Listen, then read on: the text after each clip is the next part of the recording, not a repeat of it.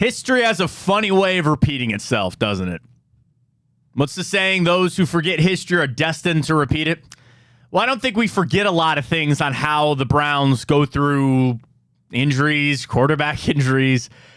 And as much as I try to not make the comparison between Deshaun Watson and Baker Mayfield, over and over and over again, it seems like every little pit stop and every little pole mark here, everything seems to be coming to happen again. The same things. Guarded injury, not really saying what it is. Now we've got the actual injury starting to leak out. Will the pressure start to mount if Watson can't play this weekend? That's when you start to get dicey. That's when things start to not be on the same page with the organization and the quarterback trying to make an excuse for the injury or why he isn't playing, or if he is playing, why he's playing poorly. What does all of that equal? You bundle all of that up. You stir that big old pot. You know what that is? Dysfunction. And I don't think the Browns are there. I thought they moved past all of it. But as we start to get more and more on what Deshaun Watson's shoulder injury actually is, I have more flags being raised. I have more questions to be asked. I'd put those on Twitter, but everybody's a doctor and a physical therapist out there, so apparently I was told exactly what's wrong with his shoulder, and I had somebody tell me that the only part of his shoulder is a rotator cuff, so I guess, all right, here we are with that. Come on, Matt, I expect better from you. I know, I'm sorry, and you know what? I got hooked by some idiots on Twitter yesterday. It's not the first nor the last time, but I then myself am an idiot. You argue with idiots, Ryan, you become one. It's kind of what we do for 2 hours right here on Big Play. Welcome to the show, everybody. I am Matt Fontana. He is not an idiot. He is Ryan Tyler. Good morning to all. Happy to have you with us this morning. We'll get into the Watson shoulder thing, a debate that I just have no time for because I think it's useless, and that it's DTR versus PJ Walker. I got a take on that. We'll get to that coming up. We got a little Cavs to get to, a little preseason lid lifter last night. Hey, they covered. Not that I'm betting on preseason basketball like a degenerate. In fact, Ryan, I shouldn't be betting at all. I thought the Orioles... I thought the Orioles had it. Matt, so my college, my grace period, my grace period just ended for my student loan, so I'm just going to fade you until I pay them off. Okay. Got to get... Hey, weren't those taken away? We don't talk politics on this show. We're not getting into it. I sure hope so. I don't know. thought those were getting taken away. It was going to get taken away, and then it wasn't, and now it's back on. Who knows? So we'll get to the Cavs a little bit, really, because ESPN put out they're doing their top 100 players. They did 100 to 51 yesterday. They did 50 to 11 today, and all for the... we discredited Jared Allen. I didn't know if he'd be in there or not with the injuries last year, but he is in there, so the Cavs have 4 in that 50 to 11 range to tell you where they shake out. We got the morning update. We'll get to Time Hop and CBS. Stars that could be on the move in the NFL come the trade deadline. There were 2 that had the Browns as a potential suitor. And one of them, I put on social media that if the Browns traded for this player, I will walk across the runways here at Burke Lakefront Airport where our studio is at, probably break a bunch of FAA regulations and be banned from flying forever. It's okay because I don't fly private. I probably never will, so it doesn't really apply to me here. I will walk across that airfield right there and jump into the lake. If they trade for that player. I'll tell you who it is coming up a little bit later. And another one that I actually think is a little more attainable and potentially to get for the Cleveland Browns. But we start with Deshaun Watson. So it comes out yesterday from Tom Pelissero that Deshaun Watson is day-to-day with what sources say is a rotator cuff contusion. I want to start by saying I know what a contusion is because I sent a tweet out, probably poorly worded, and I said I just thought it was a bruise. And I had every single person that's ever been to a doctor in their life try to tell me, Matt, a contusion is a bruise. Is it really? Oh, my God. No way. Is that what a bruise really means? I know that. What I thought the issue was that he caught, because we all know the play he got hurt on, I thought he caught a face mask to the shoulder and he had a bruise, like a black and blue bruise. Like if I punched my arm, I would have a bruise. And I thought it was a serious one. Okay, fine. The fact that it's the rotator cuff. And then again, I had people try to tell me, well, Matt, the shoulder is the rotator cuff. And that's the encompassing the whole shoulder. And then somebody tried to tell me about shoulder capsules. Okay, all right.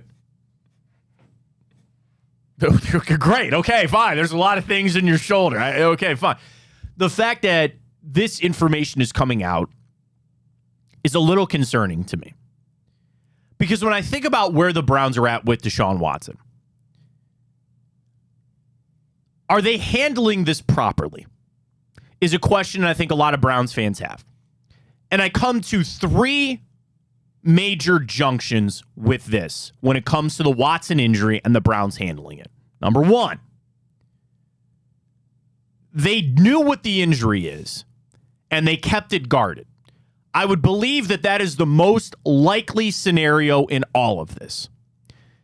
As much as you and I want information, we're not privy to Jack Conklin's MRI on his knee, okay? I didn't get Nick Chubb's x-rays. You and I don't get that information. Nor should we.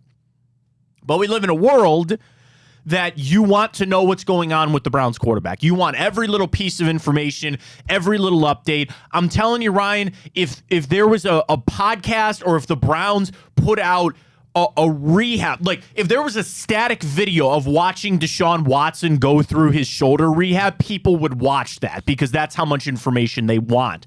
But you can't get that. So I believe the Browns knew what this injury was, and they kept it guarded and tried to play the game that he might play this weekend, or truly believed that he was somehow going to make it to Sunday. All 3 of these that I'm going to go through, there's a failure in each of these. So the first one, that they knew what the injury was. The failure was believing that he was going to be able to play. I don't want to say that was a misdiagnosis because I don't know. I wasn't in there. And things can change. Doctors will tell you how many times on any injury that you have, it could go ahead of schedule. It could go behind schedule. It doesn't respond to the treatment. I don't know those things. So that's the most likely thing. They knew what the injury was.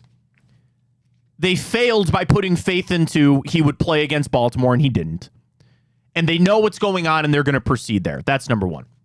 Number 2, unlikely, but the failure, they didn't know what the real injury was, that he truly was misdiagnosed. And I don't know that. So I'm going to believe that that is actually the least likely of all of the scenarios of what happened. That they looked at his shoulder and they, oh, you'll be fine. It'll be okay. And in reality, it's something deeper. It's something bigger. I doubt that with today's medical field and the Browns and all that kind of stuff.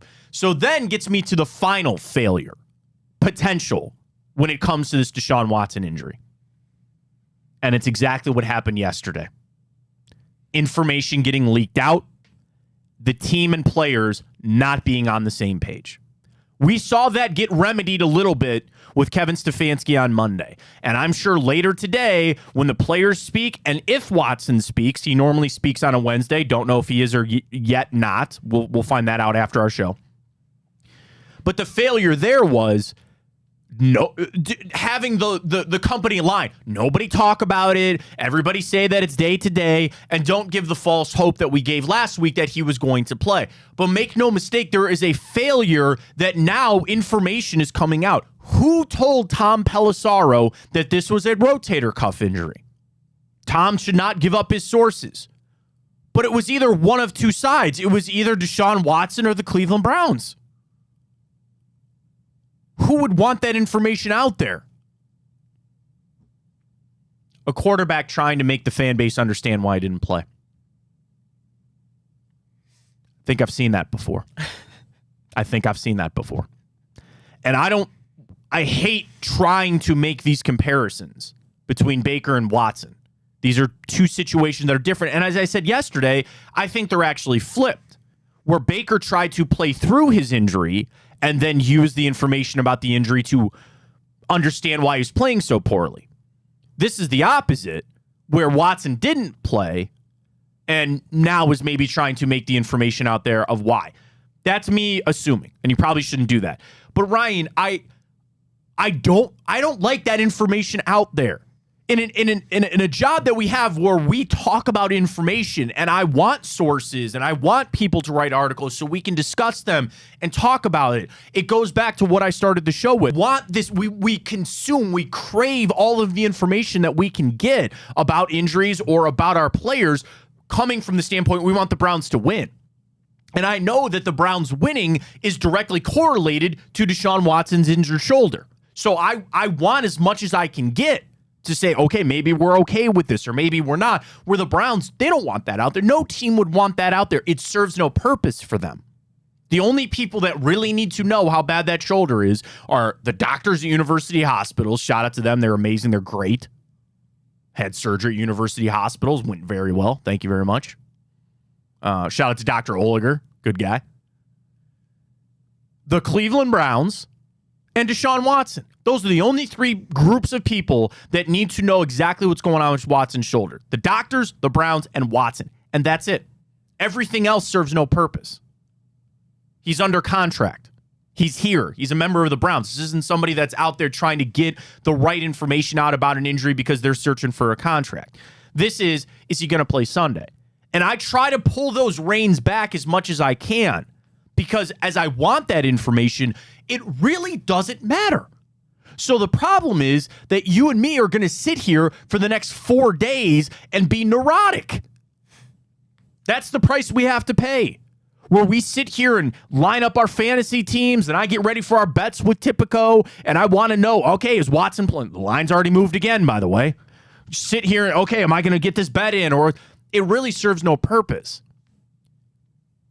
But it's the optics that I think is what is bothering fans.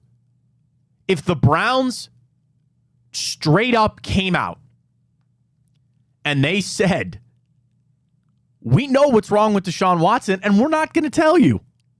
We have a handle on this. What I need is a little bit of strength to say, we got this. We have this. It's okay. Maybe I'm wrong for not giving them benefit of the doubt or having the trust in them that they have this and they have it covered. And maybe that's what I need to start doing, is just believing that they got it. We're good. It's okay. And the shoulder, it's not a magic fix. We're going to do everything we can to get Watson there, but we got this. Because I feel the opposite right now. I feel like nobody knows what's going on. Nobody knows how to approach this thing, and nobody knows how the hell they're going to beat San Francisco on Sunday. And it kind of goes back to maybe I shouldn't. Maybe I just need to put this aside. I need to not think about it. I need to throw this away, but I can't because it's the Browns and it's a quarterback. I'm not talking about if Wyatt Teller's going to make it to the game. This isn't something, it's the quarterback. It's the most important position. It's the one that we have needed and searched for decades. It's the guy that I was told would be the fix. I was told, as you were as fans, that Deshaun Watson is the guy to take us where we want to go. I can't help but feel neurotic. I can't help but feel afraid on how this is going and how this is handling. And to be frank and honest, too, do they have a track record of that? And again, the Baker thing is still relatively new and all that kind of stuff. But like other teams on how they deal or handle with this, I don't know if I see that. And, you know, you could be worse. You could have an Aaron Rodgers thing. There's no drama there because he's out. Okay, he thinks he's playing this season. He's not. That's insane. And to come back to a Jets team that's just utter crap. By the way, the Jets littered on that CBS article for star players to get traded in the NFL. Littered. I'll tell you about that coming up probably about 9:30. Stay with us. But it'd be easier if it was Anthony Richardson. Hey, he's got an AC sprain. He's on IR. He's out for 4 games. It's the in-between that is really hard. And I think the most apt comparison might be Joe Burrow, right? Where Joe Burrow has an injury, has not yet missed a game, by the way, but it's different. It's a leg. Like, you need your legs to play football. There was an old adage, a former player, it wasn't Drod, it was somebody else. This was somebody that I heard years ago. And the adage back in the day was, if it was lower body, you can't play, because you can't play football if you can't run. If you can't, even as a lineman, if you can't move, if it's an ankle, if it's a knee, it's a hamstring, you can't play. But the old adage used to be, if it was upper body, you play. Shoulder, finger, even back in the day, concussions, which is a very scary thing to think about. But you find a way. This is flipped. but it's the quarterback. If Deshaun Watson can't throw, there's nothing he can do. Joe Burrow can still throw. And I understand he needs his legs to do that, and the calf is still very much, it seems to be, bothering him. But think about that. He suffered that injury in preseason. So he had 3-4 weeks before the season even started, and I'm sure it's regressed from time to time.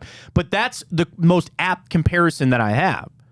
And the way people, I'm sure, are freaking out at the Bengals on how they have handled that. And maybe it was good. If they had just sat Joe Burrow for the 4 games, they might be in the same boat that they're in at 1-3. They're 2-3 now. Right? They beat the Cards. They might be in the same boat, and Joe Burrow might be healthier. The same thing for Deshaun Watson.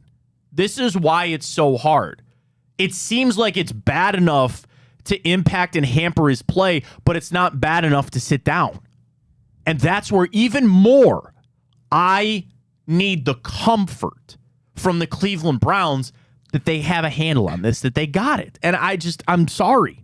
I don't feel that this morning. And that makes it even worse. Yeah, so I feel like with the bye, obviously it was very helpful. We got lucky, the fact that we needed it that early, because in most cases, you don't want that early of a bye. But the downfall of that, I would say, as fans, and why I'm neurotic as well, as you mentioned, is we were left with that bad taste in our mouth after the Ravens loss, and we didn't have an opportunity to go out on Sunday and, get some momentum going again. Well, not to cut you off, Ryan, but like Sundays, the Ravens game, I just flushed that. Yeah. Like, that is the crazy thing. The games are actually secondary to me at this point.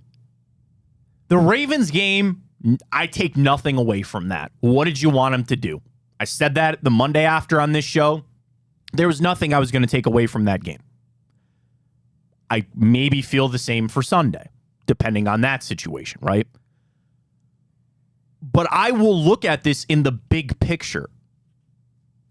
Do they have a handle on this for the rest of the season? If the Browns came out today, I'm not saying they will or won't, I have no idea. If they came out today and they said, Deshaun Watson has to sit again, the shoulder is not responding, we're going to work on it as best we can, we think this is the best course of action, I would actually feel good about that. And do you want to know why? Because at least they know what's going on. At least they have taken control of the situation. Do I know that the Browns need Deshaun Watson to beat the 49ers on Sunday? Yeah, clearly. And if he doesn't play, it's going to be an uphill climb. Sure, I understand all of that. But at least there was like a decision made. You know what I mean? At least there's something to be said. We got a control on this. It's an uncontrollable situation, though. Is it not? It's an injury. You don't know how it's going to respond. You don't know how it's going to go. And I think that is what I'm craving, stability in an unstable thing. There's no you can't just show up and just say, oh, yeah, he did all this treatment. He's good to go. He's fine. The shoulder's good. There's no surgery to be had. It's not a broken bone where, hey, you broke your arm's healed, you're good to go, right? This is something that I'm asking the Browns, and I understand this is a really hard ask. I'm asking them to exude this control in a situation that they can't. So if they came out and they just said, we're sitting down with Deshaun Watson, and at least I would have the solace that they know what's going on, and they have tried to take control of the situation. But also, there's jobs on the line. You need him to play to win. And there are the optics to the fans, to the rest of that team in the locker room, on all of it. But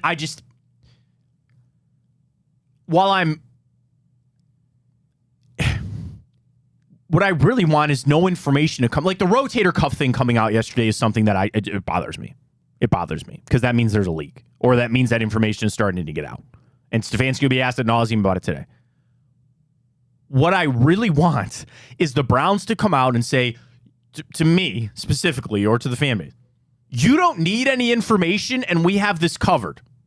And Deshaun Watson is not going to play this weekend. Like, that's it. That's really what I want. Ignorance is bliss in this situation. I don't need to know the information. I just need to know that you got it under control, that you have this, and to make the right decision that is pivotal for the season. It could potentially be.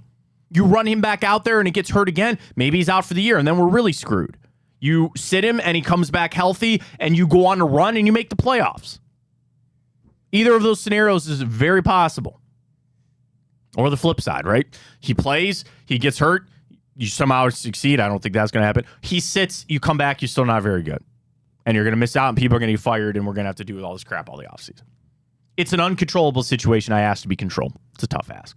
Now, the next situation was a report yesterday from Brad Stainbrook, shout out to Brad, that the Browns would start P.J. Walker on Sunday over Dorian Thompson-Robinson if Deshaun Watson cannot play. I don't care. It's not a shot at Brad at all. Start either one. You're not winning that game. And if anything, I could make the case you had better start Dorian Thompson-Robinson. Like, give him the reps, I guess. Yeah, here's Nick Bosa. Here's this vaunted defense. And if you want to guard him against what happened to him in the Ravens game, okay, fine.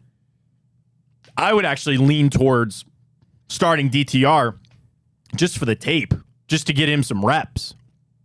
And I'm not one of these conspiracy theorist people that think Dorian Thompson-Robinson will, unplant Watson one day. Dorian Thompson-Robinson is exactly who he is. That's why I was happy they drafted him. It's why I'm happy he's here. I think he's a great project, potential backup in the future. And if he gets some starting opportunities, I think he can do some things. I do.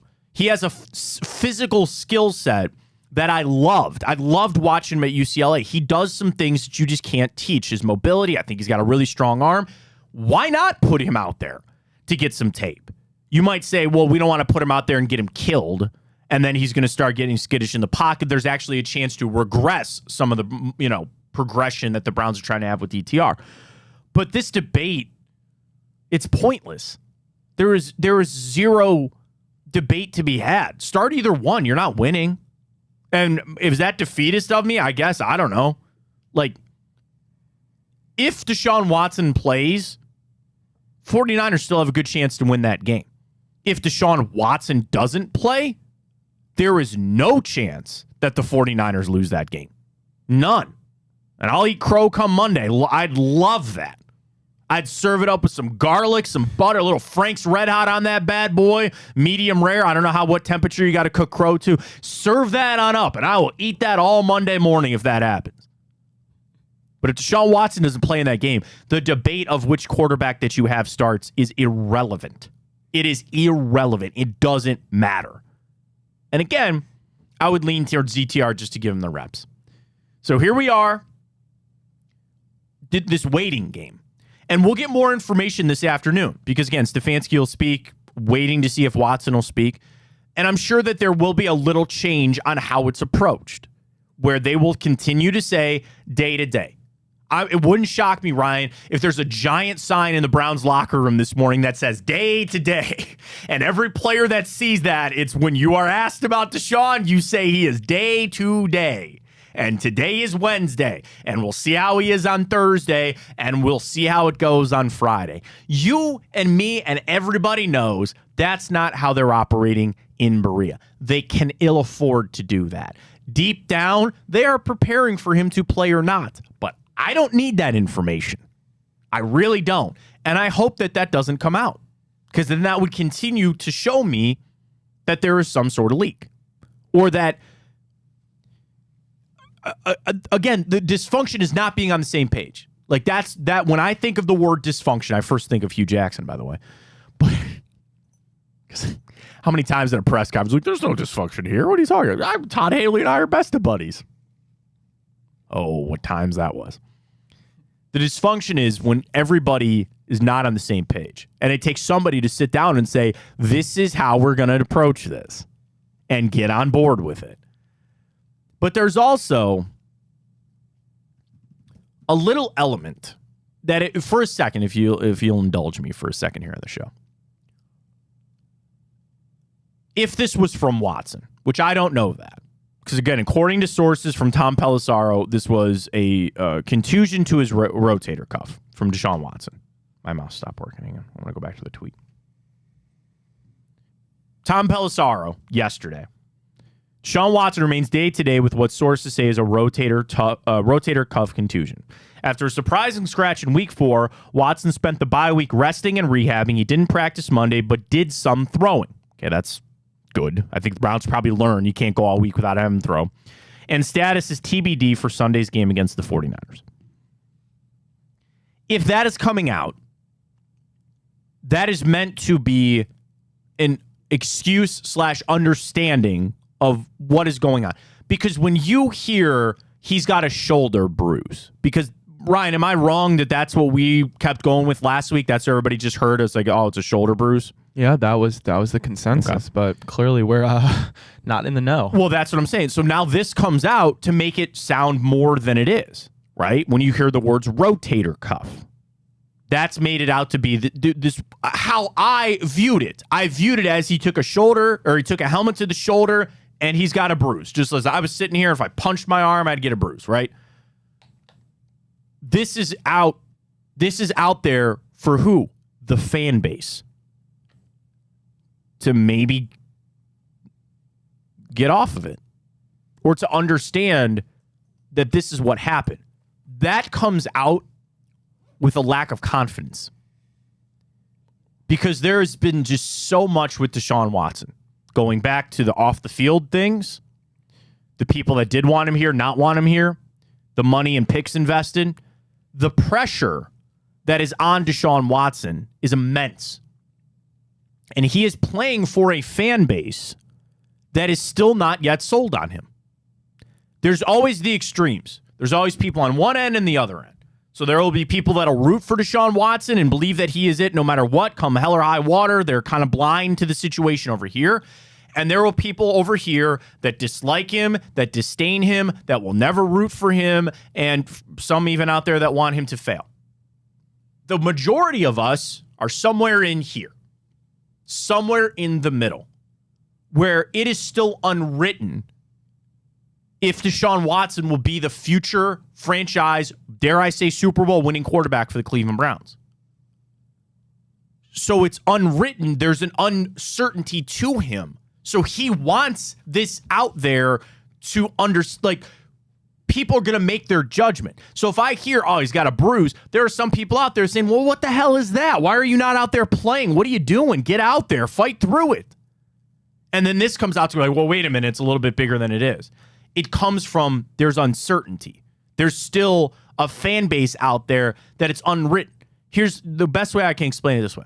If this was happening with Patrick Mahomes or even with Joe Burrow down in Cincinnati, if they just boxed up Joe Burrow and they said, he's done, we're cooked for this season, we're going to have to tank, Zach Taylor's going to get fired, everybody in that fan base will still say, yeah, but Joe Burrow's still damn good and he's still a franchise quarterback and we'll run it back next year.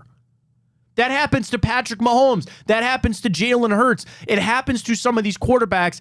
There's no question that they are still the guy. There is no question about the fan base still being behind him. That's not what we have in Cleveland. And that is where this, I believe, this is just me, that's where some of this is coming out. It's trying to make the reasoning on why he didn't play. Because he still needs to win the fan base over. It's because he still has to win the fan base over. Knowing, again, there's a piece of people that are already won over and forever will be won over, and there's a group of people that'll never be won over, no matter what. And you are right for your opinion. Whatever your opinion is, you have a right to have it, and it's okay. Are you telling me that's how the world works? That's how the world works. It's crazy, wow. Ryan, that other people can have opinions, and they're entitled to them, and they're right in their own opinion. I've never heard that before. I like that idea, though. We now run a commercial for your next political. There's a big election coming up. Not getting into that. I think if you've been with the show for a little while, or if you know me, we don't talk politics because I hate it. I hate it to my core. Here's what I always say. You get to vote and I get to vote. That's it. You can vote for whoever or whatever you want, and I will vote for whoever and whatever I want. God bless America. Go Browns. I hate it. Because especially as a kid, you always heard when people spoke politics, usually it was like family gatherings or family dinner or something like that. And as a kid, you're like, oh, I wonder, now that I'm actually like in a quote unquote adult, yeah, those conversations come up from time to time. And oh my God. And I'll tell you this straight up, I'm not well enough informed to sit there and debate you on this candidate or this issue or anything like that. I do enough research to know who I'm voting for, and that's it. But nonetheless, That is the world that I think a lot of Browns fans are in. There's always the extremes, and a lot of people are in the middle. But Deshaun Watson has not won over this fan base. He's not. So when things like this happen that could have a negative impact, that have people frankly questioning if he's the guy,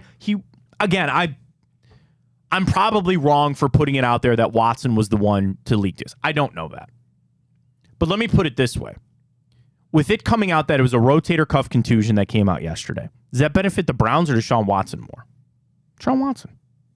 How does that benefit the Browns in any way? Unless it was somebody like me, maybe, who was saying the Browns mishandled this. And it was like, oh, well, really, it was a rotator cuff, contusion. It was bad. My snarky, smart-ass response would be, well, if you knew that, then why was it even a question if he was going to play or not? Like, if it was really that bad, you should have come out Wednesday and be like, he ain't going to play. Or, like, if they wanted to play that game with the Ravens and give the chance that he was going to play, I guess maybe that's what they were going for. But he wouldn't have shown up Sunday trying to throw and see.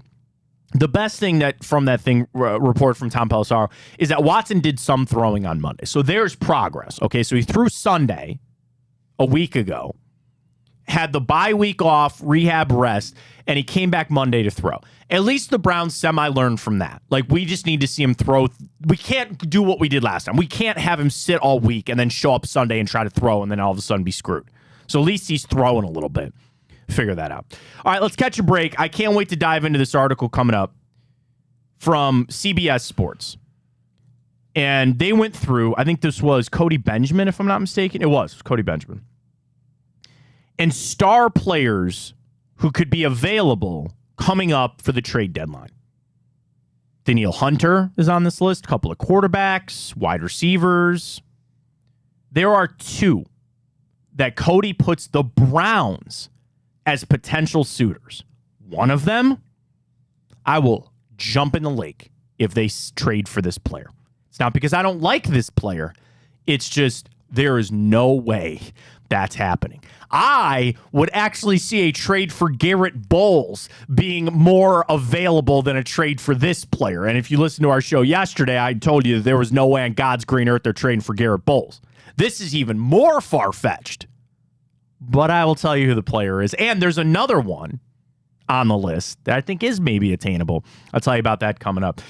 Big play. Catch us on iHeart, folks. Chico show coming up 12 to 2. Great show last night with Josh Maria Cribbs. Ted Ginn show taking off as well. I know is a part of us here. We got it locked and loaded for you here on Big Play, folks. We're on iHeart all day, even the replays of our show. So if you ever miss our show in the morning from 9 to 11, you can go back and just watch it on social media. But our show also re-airs, I believe, at 7 o'clock on... So it's 5 to 7. 5 to 7, excuse me. Why'd they pick that slot, Ryan? 5 to 7. I don't know. It used to be my old slot. I don't know if that was a coincidence or not, but nonetheless, we're on 5 to 7 on the iHeart Consistency. app. Consistency is key. Consistency is the name of the game. We're on the iHeart app. You can catch us all day right there. But again, if you miss anything, you want the video, go to YouTube. Easy replay right there. Twitter, which is usually where a lot of people watch right there, at Matt Fontana Show. Drop us a follow there. We're also up on IG and Facebook. And again, don't forget, tonight we have Drennan, and is tonight the Hanford Show? Or just Drennan? Bonus time with Bruce Drennan. I think Wednesday's just Drennan. Just Drennan. Okay, but still, we have the Hanford Dixon Show with Greg Williams. We got the return with Josh Maria Cribbs every Sunday. Bobby Carpenter, Anthony Schlegel, recapping everything with Ohio State. We got you locked and loaded with Big Play, folks. A lot of big things happening here, including some new digs maybe coming up for us, and the app, which is right around the corner. Super excited about everything. Check us out on Big Play for all our merch as well. Big Play Network, where you want it, how you want it, when you want it. Check us out on all the social media platforms. One guy I don't think the Browns have any prayer of trading for, but I'll tell you the list. We'll run through a couple of the other ones as well. Stay with us. Matt Fontana Show right here on Big Play.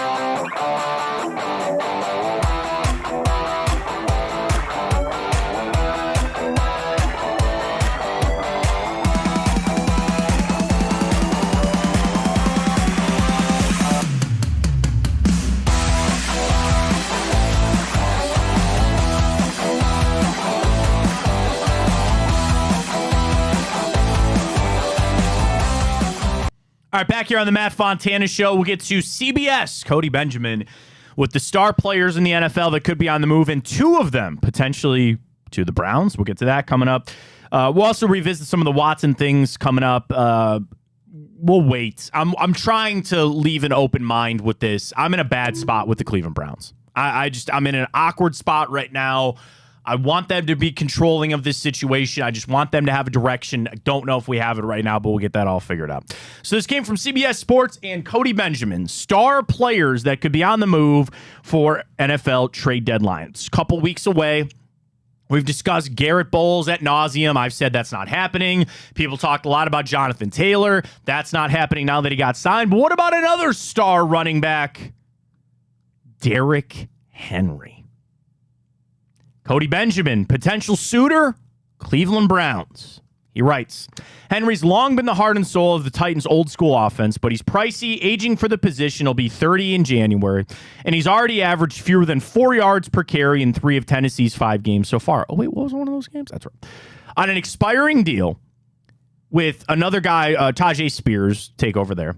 There's little reason for the Titans to not auction such a well-worn back, regardless of his resume. The challenge, of course, is realizing their playoff window is finally and truly closed. It was closed when they decided to bring Ryan Tannehill back. It was closed when they decided to draft Will Levis. Okay, they're in a full-blown rebuild. Mike Vrabel's going to leave. I think he probably should go back to college. I don't know, whatever. So then Derrick Henry would be on the block. So Derrick Henry's contract, which it was also, we'll get to this. They had an article about how Jonathan Taylor's contract is going to affect the rest of the running backs. Do you realize, Ryan, that of the 5 highest paid running back spots, 3 of those deals were done 3 years ago, with Jonathan Taylor getting done to be third. So there's no new money out there for the running backs. Was it? Is Jonathan Christian McCaffrey, and then Taylor we're talking about? So the top 5 contracts for running backs. And Chubb was done in 21. Yep. So he's 5. And this is average per year, not total. Okay. So McCaffrey average per year is $16 million. That was done in 2020 with the Panthers. And Barkley got, what was it, 12? Well, yeah, but he's not in the top. He didn't crack the top. He's just behind Chubb. Oh, okay. So Kamara is second at 15, but again, signed his deal in 2020. Jonathan Taylor this year, $14 million per year. And then there's Derrick Henry, 2020, an average of $12.7 million for the year. So this season on that expiring deal, he has a cap number of $16 million. That's his cap number. He has a base salary of $10.5, a prorated bonus, and I think a workout bonus has probably already been paid.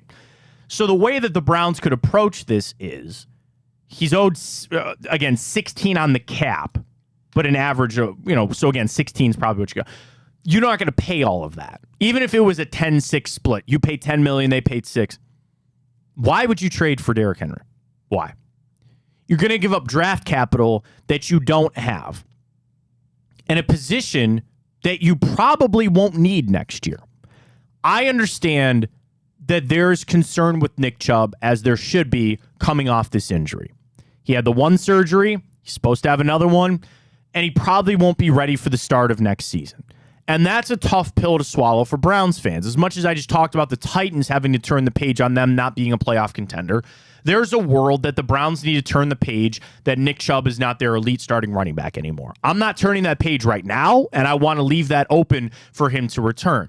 If you go sign Derrick Henry or trade for Derrick Henry, even on a 1-year type of rental, I'd actually rather go get Garrett Bowles, who you could potentially sign to an extension, and he could be your left tackle moving forward. If you really feel like the Browns front office, Kevin Stefanski, if they all sit there and you say, you know what? Running back is actually what we need. We cannot make this successful without a running back. Well, then, okay, go trade for Derrick Henry. And the thing is, a 2 would probably get him. I don't see anybody giving up a 1 for Derrick Henry. He's not a quarterback. He's going to be 30. That is actually attainable from a draft pick standpoint. And if you want to say, oh, yeah, all the money that we saved this year, we'll eat a little bit up for Derrick Henry. And don't get me wrong, I'd be intrigued. Shout out to Rob on Twitter. Rob tweeted, because I said I would go jump in the lake if they traded for Derrick Henry. Rob asked, he goes, jump in joy or in sadness? And I would say probably be happiness and joy, but it's just, I jump in because there's no way that's happening. I see no world that the Browns would make that move. Now, the Titans moving on from him, yeah, of course.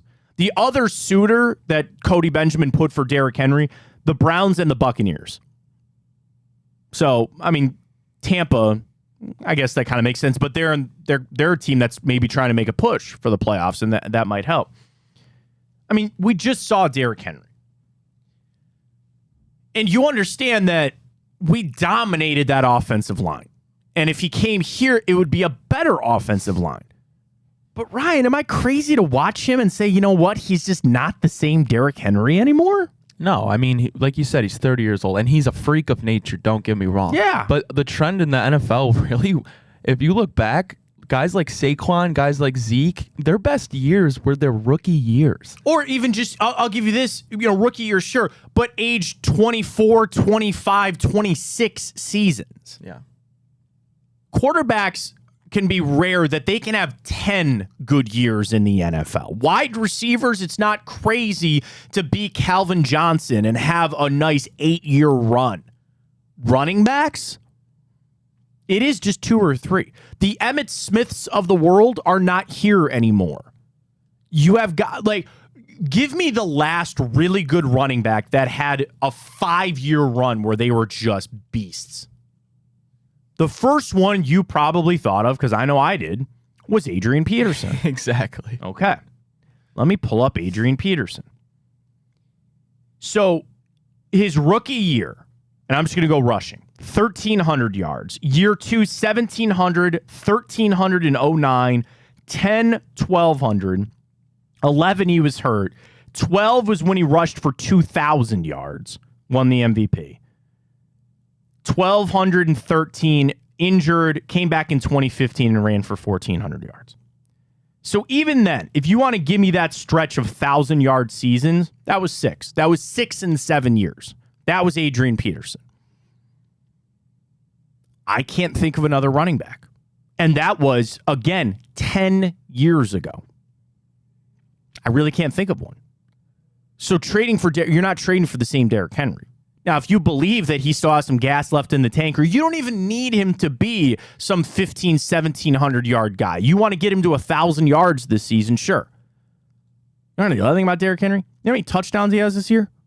2. That's it. They've played 5 games. He used to have 2 touchdowns and a half. I don't see it. I see the Titans trading him. I don't see it for the Cleveland Browns. Unless that was we're trying to save this and that's truly what you need. That's on the scale of saving the season, and I'm not saying the season is lost by any stretch of the imagination. There's still plenty to go, and even if they lose on Sunday, I'm still going to feel, as long as Watson gets healthy, again, it all comes back to Deshaun Watson. If he's healthy, we got a shot.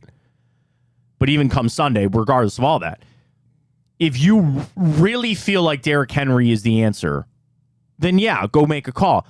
But my thing is, it's not. It still comes back to Deshaun Watson. You can make the playoffs with Deshaun Watson. You sign Derrick Henry. I'm sorry. I don't think that moves the needle for me.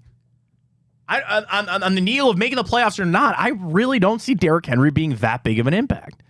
So you put him on here. I don't know, just for clicks. This isn't a shot at Cody Benjamin. It's not. But you want clicks on an article, tie the Browns to anybody. Put the Browns in it and people will find it. So the other player on this list that he said was a potential suitor for the Cleveland Browns is a little more attainable. Courtland Sutton, wide receiver for the Denver Broncos. Now, Sean Payton just came out and he said, we're not fire selling. You know who says that? A team and a coach that are selling players because they want to drive the price up. So Courtland Sutton, because everybody wanted Jerry Jeudy, right?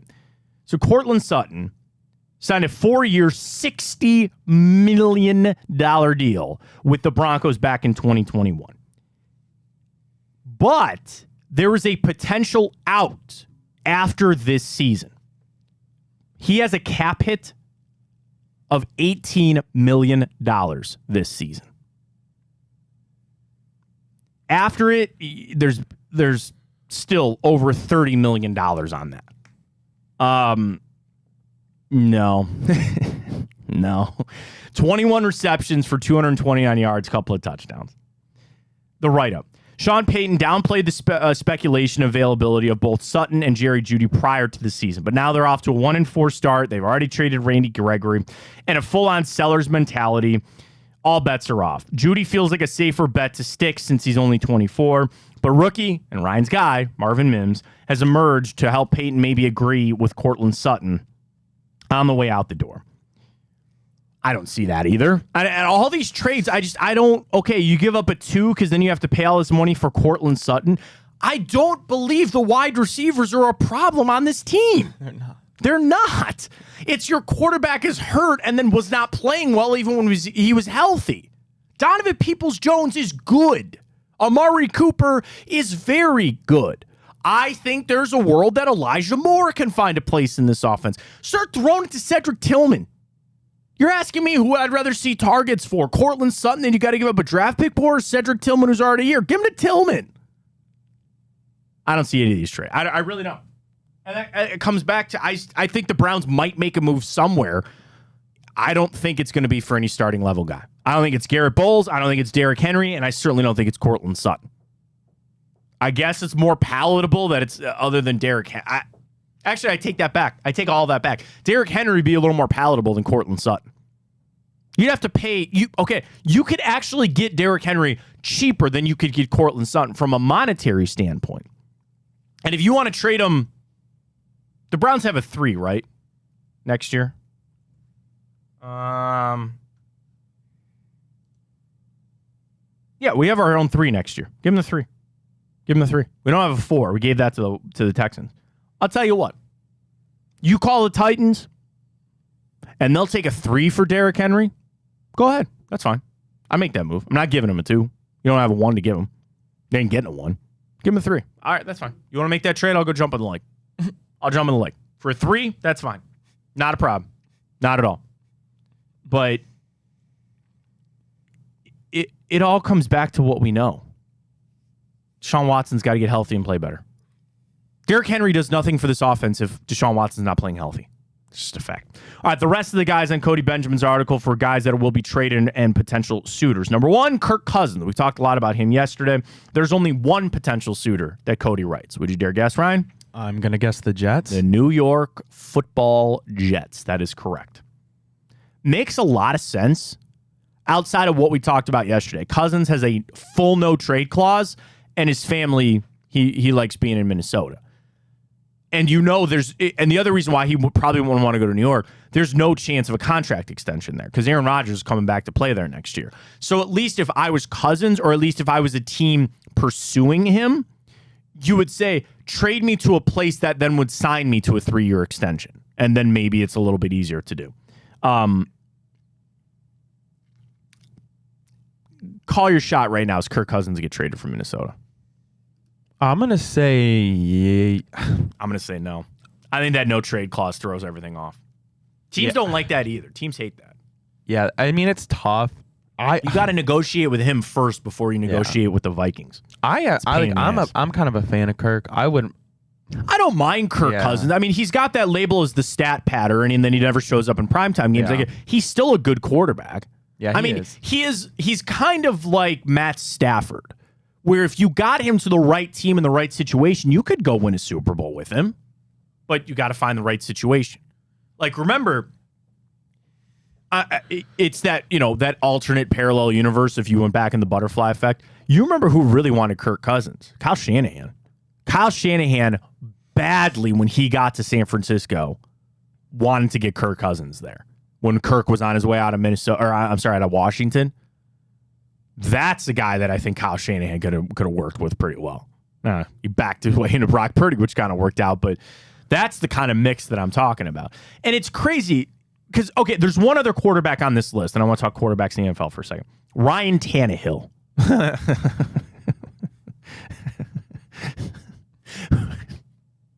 Who in their right mind is trading for Ryan Tannehill? I've long said this, man. I think he sucks. Yeah, you have been on that train. He is bad. I've never thought he was good. Ever. There's two suitors from Cody Benjamin. The Jets that would be an upgrade on Zach Wilson, or the Falcons. Desmond Ridder. Yeah, I mean, I guess maybe you could see as a team that says again, like, we're winning, we're kind of still in the playoffs, but this guy could push us over. And that gets me to kind of a take on the quarterback situation where, and I'm 34. I've been doing this job for coming up on 15 years of doing this. I don't know if I've ever seen the NFL with so many answers at quarterbacks. Like, I kind of grew up, and maybe it was a lot because it was the Browns, but I grew up where there were always 6 or 7 teams that needed a quarterback or were in the market for a quarterback or were tanking for a quarterback. We actually really have a surplus of quarterbacks right now. And I'm going to pull up, because I want to make sure that I'm not missing anybody. Where's my pen? All right, we'll do it here. So the AFC East, there is only one team there that has a quarterback situation, and that's the Patriots. And Bill Belichick, by the way, came out this morning and said Mac Jones is still his starter. Okay. I've said it. Mark it down. They're signing Carson Wentz. I believe that. So that's one. Okay. AFC North. Think what you want of Ken Pickett, but there's no quarterback need or situation there. AFC South. Established, going to be paid starter. Oh, no, Trevor Lawrence got paid. Did he get paid? Did he get a deal? Am I crazy? What am I missing? I get him and Herbert confused all the time. Herbert got a deal. I know that. Did he get a contract? Trevor Lawrence contract? No, not yet. He will. Okay, so he's going to get paid. And then Tennessee. They legit need a quarterback. That's 2. AFC West. Chiefs, Chargers, Raiders, Broncos. Technically, none of them, right? Because Russell Wilson and Jimmy Garoppolo are paid, so they're not going anywhere. To the NFC, Eagles, Cowboys, Commanders, and Giants. Commies are the only one. Can't say Daniel Jones, he's paid. NFC North, Lions, Packers, Bears, Vikings. Vikings are the only one. NFC South, Tampa, they're riding with Baker right now. Falcons have some questions. Saints don't need a quarterback, and the Panthers just drafted Bryce Young. And then out west, not the 49ers, not the Seahawks, not the Rams, and the Cardinals are going to eventually try to trade Kyler Murray. So you know what? I'll give you the Cardinals. That's it. That's it. And of those 5 teams that I mentioned, how many of them would just prefer to draft a quarterback? All 5. With how you've seen it play out, your best bet is to draft a quarterback that turns into your franchise guy. So of all these trades for Kirk Cousins' deployment, and again, one of those teams was Kirk Cousins' own team. There's just such a limited spot right now for a guy like him. It's kind of, it's an arms race, as we know. That's a bad pun, and I apologize. But it's an arms race for the quarterbacks. And thankfully, we got one, but there's actually a little bit of a surplus right now. Because to your point, Ryan, I agree with you. Kirk Cousins is a serviceable quarterback. Think about that. He is a serviceable quarterback that nobody wants, nobody needs. Outside of, again, maybe Atlanta and the Jets for a future don't really need him. I want to start the narrative. I would love to see Justin Fields get traded to the Falcons. That would be such a fun place for him to play. And I think it makes sense for both organizations, unless the Bears truly believe they can turn things around with Eberflus and Fields. I could see a world where I'll tell you this, they're not. Then that's what with I'm saying. No. It's the game plan. They will fire Matt Eberflus, and then they will try to bring in an offensive guy to fix Justin Fields. Yeah. They'll do exactly what they did, Doug Peterson and Trevor Lawrence. Go get Frank Reich. Did you see his comments yesterday? It's already people want to read into he's taking shots. He's talking about David Tepper, their owner. And he said some owners are very hands-off and some owners are very engaged. And he said David Tepper is very engaged and they have meetings every single week.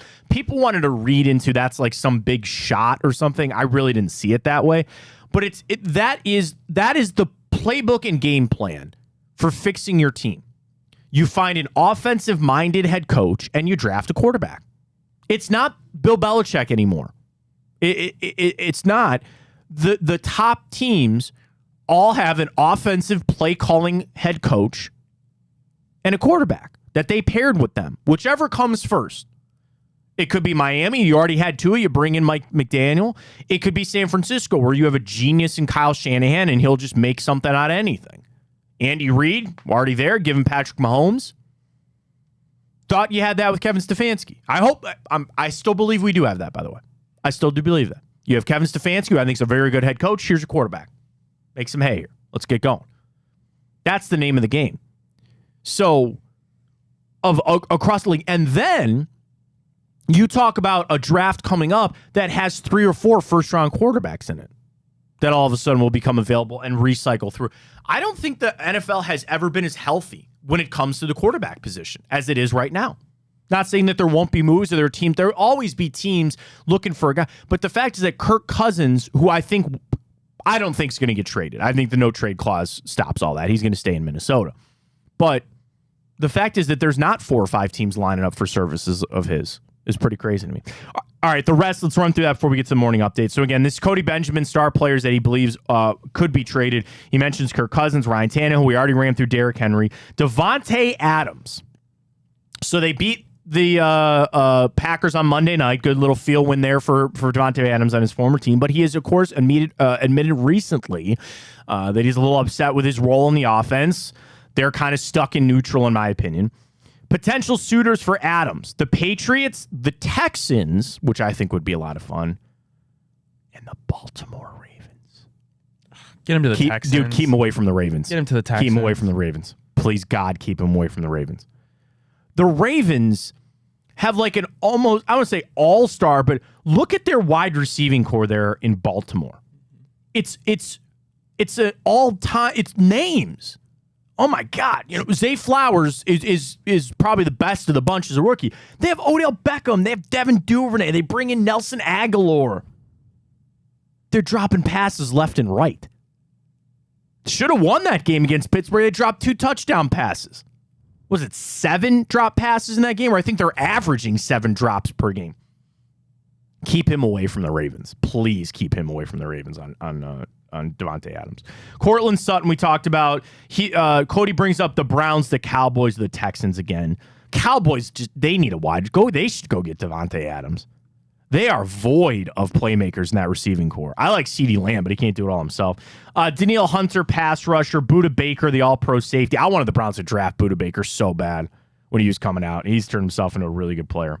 But the interest for the Browns, Cortland Sutton, Derrick Henry on this list of potential trades. I really don't see either one of them happening. All right, hour 2 upon us. We're at 10 o'clock on the dot. So when we come back, we'll get you the morning update. I do have ESPN's top rankings for the NBA. They did the top 50 players from 50 to 11. All 4 Cavs players you would assume would be in there are in there. I'll tell you where they shake out.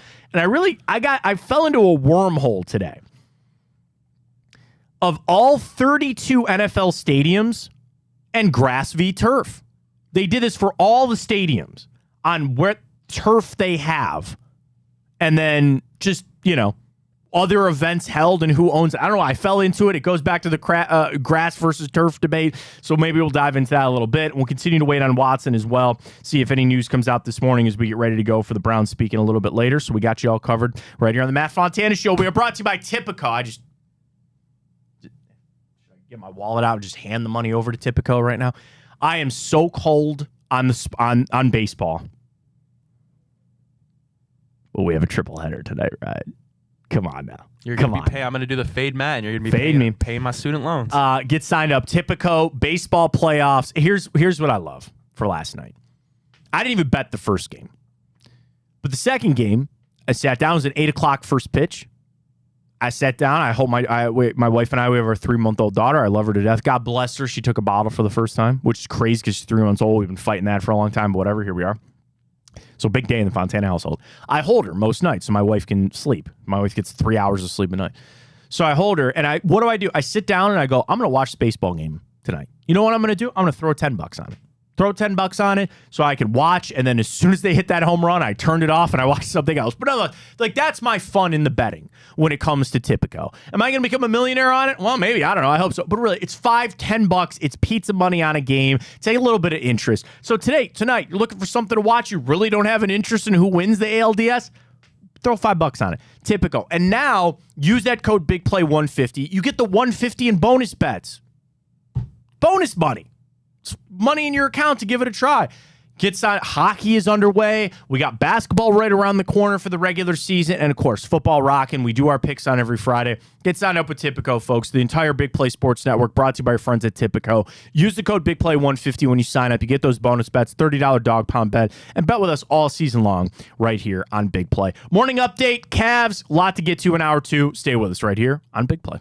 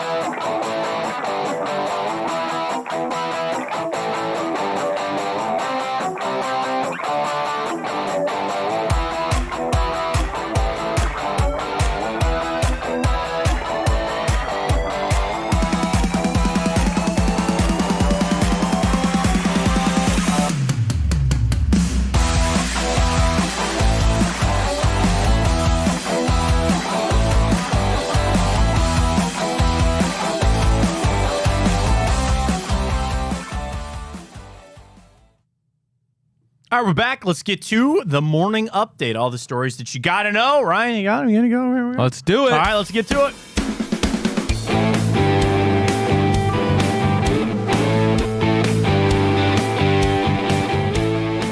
Little midweek edition, the stories you got to know for your Wednesday morning in the very capable hands of one Ryan Tyler. Go ahead, Ryan. All righty, Matt. Well, if you kept up with the world yesterday, or it was either this morning or yesterday, some unfortunate news. Gymnast Mary Lou Retton is battling a pretty rare form of pneumonia.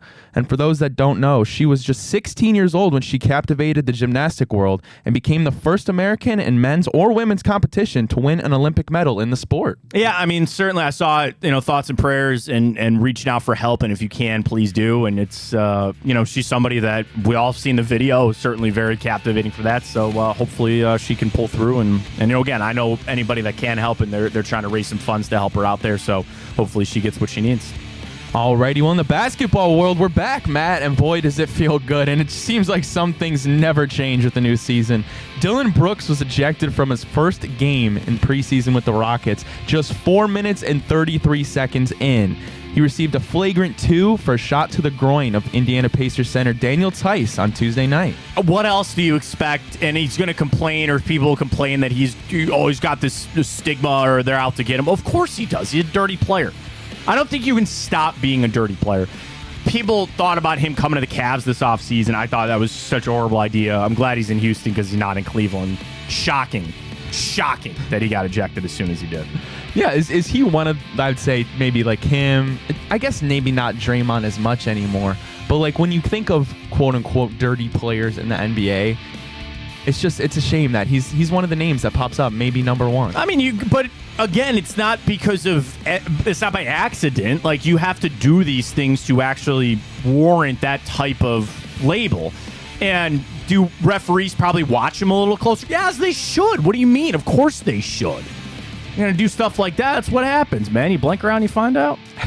Alrighty, well, in the UFC world, we got a little bit of news. Former champion Charles Olivier is injured, and he's out of the lightweight title main event for UFC 294. But thankfully, coming to the rescue, Alexander Volkanovski will step in to fight lightweight champ Islam Makhachev. On just an 11 days notice, Dana White said all it took was one phone call to Volkanovski, and he was ready to fight. Thank God. I mean, this is a big fight, and it's literally a week from Sunday. Or Saturday, excuse me. They go into Sunday night. But, yeah, man, because, like, you hear a title fight like that, and he got hurt in sparring. Why are fighters, they have camps, he got a headbutt a week and a half before? Like, how does that happen? Thank God Volkanovski stepped up, because he could have said no, saved it. I'm a big UFC fan. I was excited for the Makhachev-Oliveira fight, but I am pretty excited for this one now. But I'll tell you what, how excited are you to see our boy Stipe battle against arguably the GOAT and Mr. John Bones Jones? I'm very excited for that. That is growing. We're about a month away from that. I think it's, the 21st of November. And there's been things coming out, like John Jones is working out with Gordon Ryan, who's like one of the best jiu-jitsu practitioners in the world. And he's made comments like, he thinks Stipe thinks it's going to be a boxing match.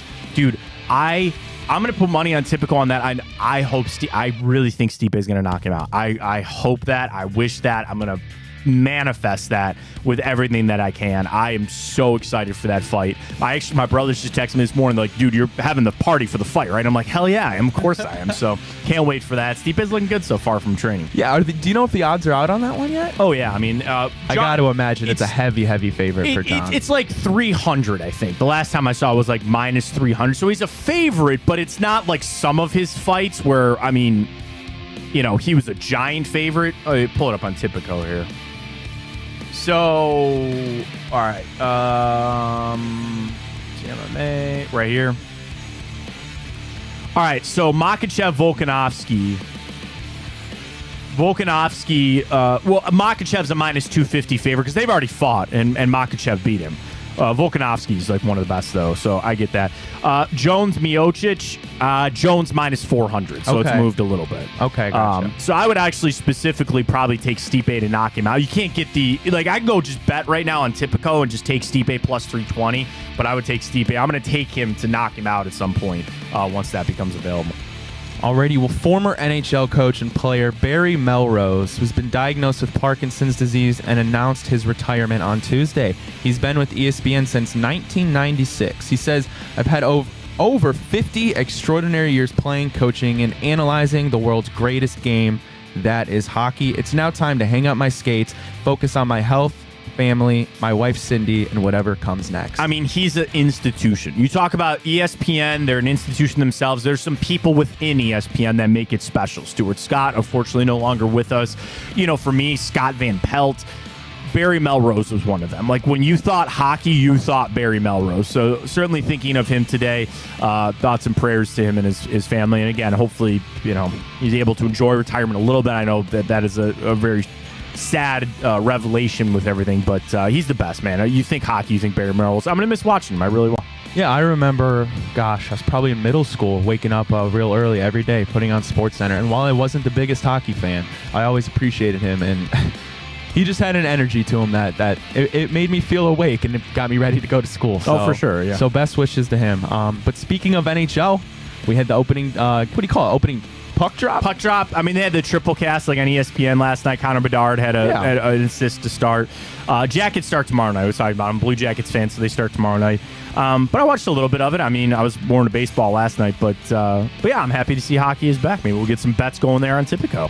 Yeah, it was cool. I was tuned into the Blackhawks-Penguins game. Obviously, I heard Connor Bedard's name every 5 seconds. Yeah, however, I will say I'm becoming a hockey fan because I am 1-0 with my bets on Tipico. There we go. All right. That's maybe going to be your little thing. I'll turn to you for all the hockey betting then. Alrighty, last one. We talked about it a little bit earlier. I should say you did, Matt. But Mac Jones, no plans for Bill Belichick to move on and unname him the starter. How do you feel about that? Well, they don't have anybody better. What are you going to do? Turn it over to Bailey Zappi? They're going to start Mac Jones one more time, and then probably if Jones sucks this weekend, there's a lot of pressure on him. If he sucks again, then they'll go trade or sign for somebody next week. Maybe it is Kirk Cousins. Again, I'm just riding with they're going to sign Carson Wentz off the street. They can't keep going with Mac Jones. They can't. And at Belichick's point, he's at a crossroads where we talked about Dan Graziano's article where Dan feels like Belichick's just going to have to be fired or walk away after the season. What is Bill Belichick's goal? Is it to get to his win total to beat John Shula? Or is it to put the Patriots in the best situation as an organization? Now, each of those things can be true, but you're going to have to lean one way because Bill Belichick probably isn't going to do this for another 8 years and be coaching till he's 80. He's probably got, 2 to 3 more years of doing this, and he's got to win some games if he wants to get to that 27. I would lean a little more in the now, and that's why I would be on the phone trying to get Kirk Cousins. The biggest issue facing the Patriots is, their quarterback stinks, but so does their team. Like, their roster construction is really, really bad. They have no playmakers on that team. So even if you sign Kirk Cousins, that's just a little Band-Aid to get you through. They're in a bad spot. Oh, well, that's one less playoff team that the Browns have to worry about in the AFC. Great stuff of the morning update. We'll get to the NBA rankings now. So ESPN is doing this where they've done the top 100 players in the NBA. Yesterday, they released 100 to 51. Today is 50 to 11. And then I can only assume that tomorrow will be the top 10. And we'll see. So this is the 13th season that they have done this. ESPN's NBA rank panel consists of 150 reporters, editors, producers, and analysts. And it was asked to rank the players based on their predicted contributions, quality and quantity, for this upcoming season. So again, understand, this is not so much like a historic ranking. It's at the end of the season, who will be the best player? Who is the best players going into this season and this season alone? So there were no Cavs in 100 to 51, which is good, because they had 4 guys in the top 50. And we start right at number 50, Jarrett Allen.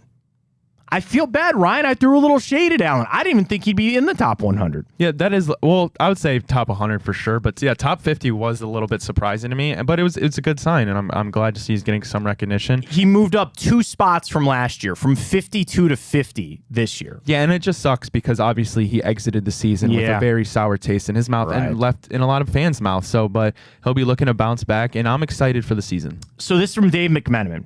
Jarrett Allen remains a throwback center in today's jump shooting NBA. But so long as the league has a handful of dominant big men still playing with a more traditional approach, Allen will be a coveted player to try to stop guys like Jokic, Giannis, Anthony Davis, and Joel Embiid.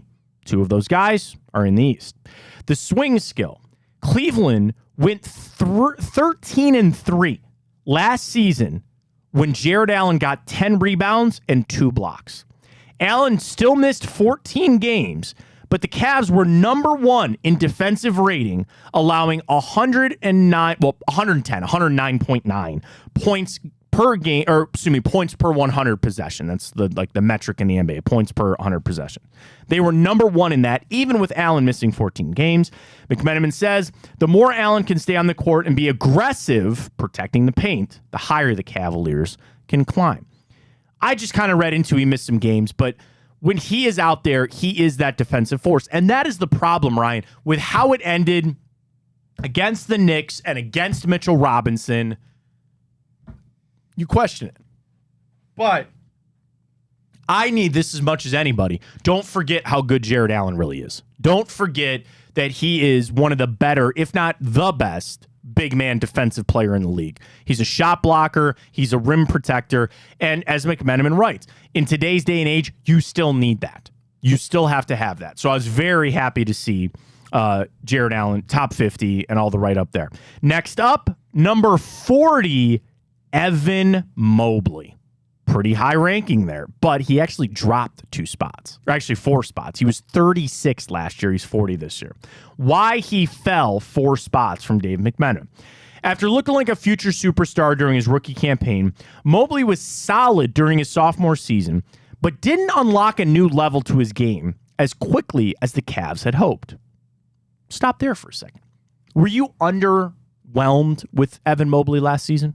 Right. I wouldn't say, I think underwhelmed is not the correct word to use. So you would say he was just maybe stagnant? He was just level on what you kind of thought? I think I do want to see his game take a step up because obviously with that his type of body and his athleticism, and he can stretch the floor. Obviously not as well as somebody say Jokic, but I'm excited. You can tell with him, and you knew coming in he was going to be a bit of a project. And that's kind of what he still is. And so he's going into his 4th year? Correct. I think the potential and future is still there in front of him. This is just his 3rd year. I believe it's either his 3rd year or 4th year. I think he's going into his 3rd year. And I'm super excited. And I will say this is a pivotal year for him in his development. And if he stalls again, that will be disappointing.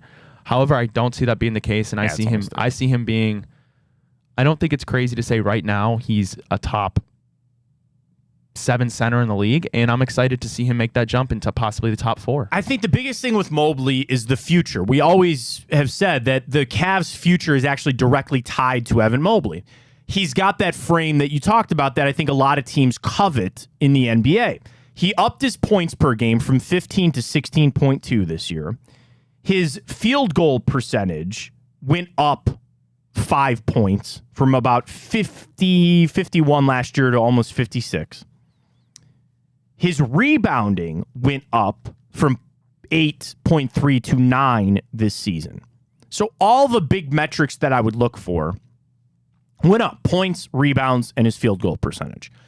What I think Dave is writing here, and maybe why he slipped a couple of spots, was it wasn't the ascension that you thought. You thought he'd be a 20 point per game kind of guy in year 2. You had Donovan Mitchell join the team, and it's only his 2nd year. Like, I'm still very high on Evan Mobley, as you are too, Ryan. We're not saying that we're not here. But, yeah, maybe it was a little bit of a slow, but still, I thought he had a fine season. And I know the Cavs believe this as much as the fans do. The future is tied to Evan Mobley. The future is tied to if he becomes the superstar that you think he can be. And I use superstar in a relative term. He could be the 8th best player in the league. I'm not asking for me the best, but the 8th best player in the league is still pretty good. To a level that you talked about with Giannis and Embiid and all that kind of stuff. I think, to your point, it could be a big year for Evan Mobley coming up. Why he could exceed the ranking of 40 from Dave McMenamin. Mobley's statistics improved across the board. I didn't even read this, but from his rookie campaign to his sophomore one. After the Cavs roster improved around the margins in the offseason, adding Strus and George Niang, Mobley's efficiency should only get sharper with those floor spacers, making it harder for opposing defenses to pack the paint and stop him. That's the Cavs not having a 3-point shooter on that team just killed them last year, just absolutely killed them. and made things really hard, I think probably on Evan Mobley, maybe even more than Donovan Mitchell or Darius Garland. Yeah, no, I'm super excited to see. We got a little bit of taste of. We saw Max Strus right off the gate. I know. I watched a little George Niang last night. Looked pretty. He looked good. Amani Bates, how about that big time shot? Yeah. Darius Garland, big jump. He jumps 10 spots up from 46 to 36 in ESPN's top 50 players. Number 36, Darius Garland. Why he rose those 10 spots? He's just 23. Man, isn't that crazy? Darius Garland's still just 23 and years old. Mobley's 22. I know. Still just 23. Garland has improved in each of his 4 seasons in the league. He was one of just 6 players in the NBA last year to average 21.6 points and 7.8 assists per game. His swing skill. Garland hit the 5th most threes from 30 feet or beyond in league history. So again, 30 feet or beyond. 5th most in the NBA. Do you want to guess on the 4 players ahead of him? So this is an NBA history? NBA history. Okay, well, I got to guess Steph. Steph is 1. I'll give you a hint. They're all still in the league. Okay, Trae Young. Trae Young. Dame time. Dame. Very nice. And I'm missing one more. Missing one more. Is this guy still relevant? Yes. Very much so. You're pretty good on Steph, Trae, and Dame. That's damn good. I'm just thinking dudes that pull up deep. But not necessarily a guy that you would think of. Jamal Murray? No, good guess, though. No. That's what I'm saying. This guy is super relevant, maybe potentially the most relevant in history. LeBron. It's LeBron. Really? Yeah. So I'm saying you would not think LeBron, but it's LeBron. Okay. So again, the 5 players in NBA history to hit the most threes from 30 feet or beyond, like, again, way behind the arc. LeBron, Steph, Trae Young, Dame Lillard, and Darius Garland. So there you go. McMenamin continues. That ability to stretch the floor and extend the defense also sets him up as a playmaker, as he's able to put the ball on the floor and find his teammates when his defender overcommits. His 7.8 assists per game ranked 10th in the NBA last year. Final one, we know Donovan Mitchell will be on this list. Where did he come out, though? Number 15 for Donovan Mitchell. He comes up 9 spots from last year, from 24 to 15. McMenamin on why Mitchell went 9 spots up. After topping the 40-point plateau 9 times in his first 5 years in Utah. I'm sorry, well, this is really sad. 9 times in his first 5 years in Utah. He did it 13 times last year. So again, he hit the 40-point plateau 9 times in 5 years in Utah. He did it 13 times last year, including his 71-point performance against the Bulls. He can dominate on any given night. One huge question. Will this be his last year in Cleveland? McMenamin writes, Mitchell opted against signing an extension with the franchise this fall. While he's still under contract through this season and next year with a player option for 2025 and 26, if the Cavs don't make a leap this year, after last year's first-round flameout, could Mitchell become a trade chip in the summer if an extension agreement isn't made? I've said that, and we know that. I'm not, nervous about that. I'm not afraid about it. You know what I mean? That is the world that we live in. You have got to prove to Donovan Mitchell this season that there is a reason for him to stay in Cleveland. I know that. You know that. Kobe Altman knows that. JB Bickerstaff knows that. Donovan Mitchell knows that. Darius Garland knows that. Evan Mobley knows that. Everybody knows that. Nothing wrong with that. So prove it. Make it to the second round. Dare I say, try to get to the Eastern Conference Finals. But we all know it's not just the wins and losses. What does he need to see more than anything this year? Evan Mobley, in my opinion. Yeah. If Donovan Mitchell sees the growth that we just discussed about Evan Mobley, Donovan Mitchell's going to sign an extension here. The Cavs are going to offer that extension. They'd be stupid for them not to. In the NBA, it's not that simple, though. And the NBA is set up, they know, Donovan Mitchell knows the deal the Cavs are going to give him, he'll get somewhere else. That's the power that the players have. The deals, in the NFL, that's not always the case. The NFL, the deals sometimes you get from this team, you won't get from another team. And there's a little bit of a nervousness or a risk that if you fall back or you say, no, I'll see what happens in free agency. The NBA is not that way. Donovan Mitchell's going to get paid. Now, with bird rights, the Cavs can offer him more because they would retain their own player. I understand that. But still, the NBA is built up that guys can get their deals elsewhere. This season is exactly that. Proving to Donovan Mitchell that this is a place that he can win. If his heart is always calling him to go to New York and play the Knicks, that's fine. That's fine. I don't have any nervousness about this. I'm just so sick and tired of hearing about Donovan Mitchell in New York ad nauseum. I know. I get it. I understand it. And that's why I just focus on he's here for the now. Yep. And even if he left after this season, which I would hope not, but even if they traded him in this offseason coming up, I still don't regret that trade. Like Lowry Markkanen's a good player. Colin Sexton, Ochai Agbaji, okay, fine. I don't regret it. So it's still a good trade no matter what. Absolutely. And especially if you make the playoffs or make the Eastern Conference. I think you make the Eastern Conference Finals, I don't think he's going anywhere. I really don't. That Cavs season last season was one of the most fun, entertaining seasons that I've got to watch in a long time as a Cavs fan. And obviously, it was nice winning the championship and when we had LeBron and we were going to the finals every year. But I don't know, it was just something different about, obviously, let me preface that with saying, ultimate goal is a championship, and there's no better season than if you go out and you hoist that Larry O'Brien. Yeah. But last season, with that young core, seeing Donovan Mitchell and that 71-point performance, it was just so different. It felt like energized, and it made me love basketball again. Well, I'm going to say a statement that comes off negative, but it's not. He's almost like the bridge player, and he's an elite player. I'm not saying that he's some bridge quarterback, but his bridge is from the now to what should be the ascension of Evan Mobley. The Cavs' best version is where Evan Mobley is your best player and Donovan Mitchell and Darius Garland are your second and third best players. And if anything, there are nights that you could go back and forth, like tonight's Donovan's night. Tonight, next night's Evan Mobley. But on the whole, your future is tied to Evan Mobley. So that's where Donovan Mitchell is perfect to maybe bridge to get to that. There's no guarantee that we'll ever get there, though, right?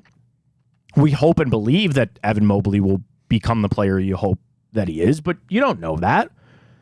So that's where keeping Donovan Mitchell around. And same thing, does Donovan view this as it's his team right now? Make no mistake on that. It's his team right now. Maybe he likes that. Maybe that's something to be said. Who knows? But I'm not putting any effort. I'm not really worrying about any of that. I'm with you, Ryan. Like those debates will be had for the future. Those will be something to be had. And it's a thing that there's no point in trying to worry about it just because it's going to be what it is. I can only get to 11 because the top 10 are coming out, I think, tomorrow. So again, Mitchell was 15, Dame Lillard 14, Anthony Edwards 13, Jimmy Butler 12, and Devin Booker is 11. Do you want to guess on the top 10 before they come out tomorrow? Yeah, so, okay. I guess I'll just go try. Okay. Well, so honestly, I didn't get the chance to read it. That's fine. And there's a big chance that they didn't include LeBron, but I hope they did. LeBron is not on this Okay, list. I didn't think so. Okay. However, okay, Steph Curry. I'm just making sure. Okay, LeBron is on this. So I want to keep this for tomorrow. Okay. So again, we are just in no particular order. Okay. So LeBron, Steph, Giannis, Jokic, Embiid, Kevin Durant. Is that 1, 2? That's 6. I can't think right now. Oh, Jason Tatum. Oh, Tatum, yeah. I wonder, okay, I doubt it, but Jaylen Brown? I think he is because I don't think he's on this list. Yeah, yet. then I would assume Jaylen Brown's there. Yep, Jaylen Brown. I'm assuming Dame didn't make it. No, Dame's like, I just mentioned Dame. He's like 14. Oh, okay. I'm surprised Jimmy Buckets didn't creep in there. Jimmy Buckets is, he's on this list, so he's not in the top 10. Okay. Let's see. Jimmy Butler's 12. Okay. That's pretty fair, I would say. So LeBron, Steph, Giannis, Jokic, Embiid, Durant, Jason Tatum, Jaylen Brown. 3, 6. That's 8. We need 2 more. Who are we missing? I'm pulling up stats because I know we're going to miss somebody here.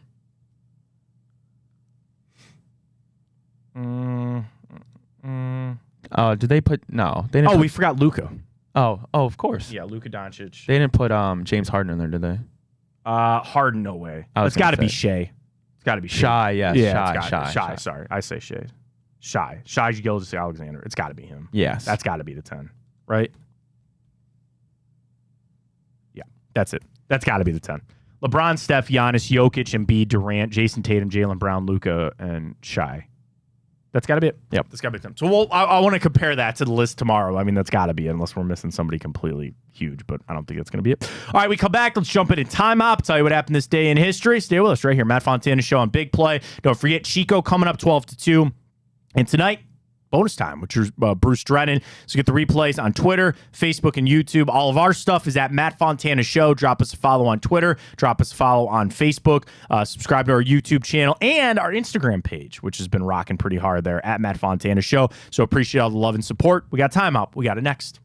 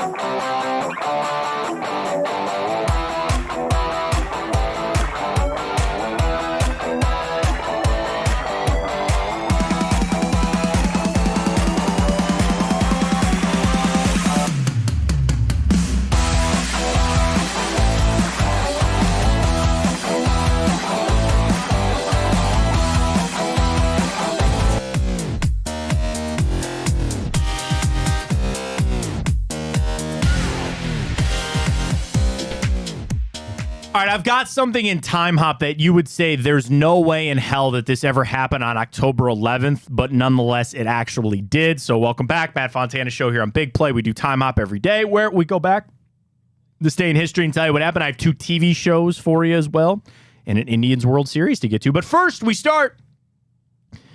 Would you like to guess, Ryan, on the one thing that I said would never happen on this day in October? It's a weird thing to ask because there could be a million different things.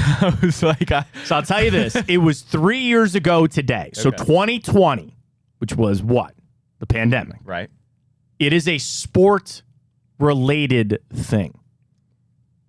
And this is something that's never happened before? I mean, it's just, I can guarantee you it would probably never happen in October.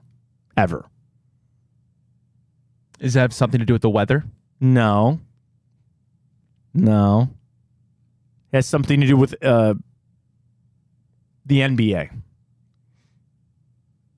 They crowned their champion this day 2020 because they had to push the season back. This day 2020, the Lakers won the NBA title over the Heat. LeBron won his 4th ring, his 4th Finals MVP, and they finished the season on the 11th of October because they had to push it back because of the pandemic. I mean, there's a whole... I'm sure there will be books written... there'll be days. I joke, Ryan, that did you ever have that project growing up where you had to go talk to like a grandparent or an aunt and uncle or something about the life-changing event of their lives? Absolutely. And I sat down with my grandmother and I asked her, and she said JFK getting shot. And I guarantee you there will be a day where I sit down with my son or my daughter and they say, Dad, Mom, and it'll be probably 9/11, but also like we lived through the pandemic and what that year was really like. And give credit to the NBA because, man, they found a way.